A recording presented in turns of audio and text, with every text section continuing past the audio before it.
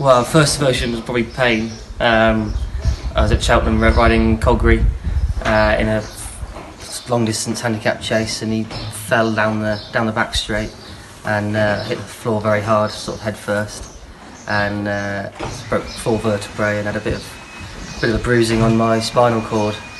So instantly I was in a lot of pain, as you'd imagine. But then the sort of second emotion would be the thought that my next rides at the meeting, I was due to partner in the new one in the international hurdle. So that was my first instinct: was, am I too hurt to, am I going to be injured and not be able to take the ride the following day? So that was like the first sort of emotion, or the fact that I'd be missing out on a massive ride for, at the stage of my career where I was just starting to kick on a bit. And from Cheltenham I went straight to Bristol, Southmead. I was there for about 4 weeks, led flat on my back,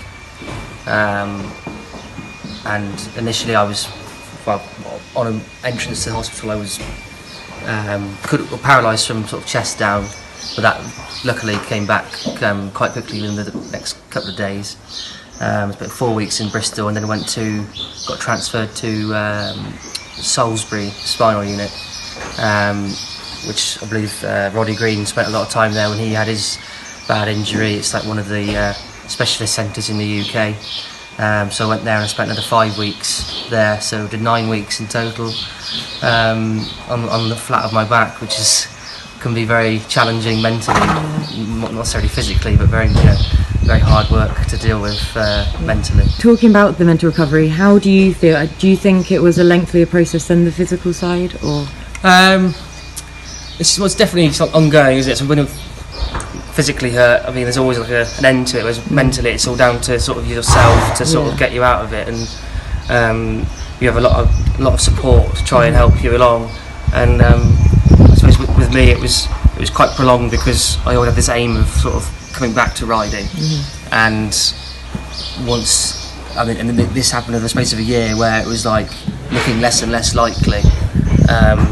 So that was quite hard, because during my time injured, I always had this goal of coming back, and that helped me train harder, and then once it started to get a few opinions from different consultants and they weren't quite happy, that's when it sort of slowly started to mentally build up in your head that it wasn't going to happen. And initially when I retired, I thought long and hard about it, and some days I'd think, oh, do I really want to be working in horses knowing that I can't ride in races? But then I've come to the decision that it'd be wasted for me to sort of go into something else when I love horses and I love the sport. It's a bit, wasting my time going into something else when I've done this all my life, and I feel at home when I'm around horses. And a beautiful day like today, there's nothing better than seeing the horses out and about. It's just so peaceful, and it's a brilliant way of life. So I'll always be around horses, and like young horses, and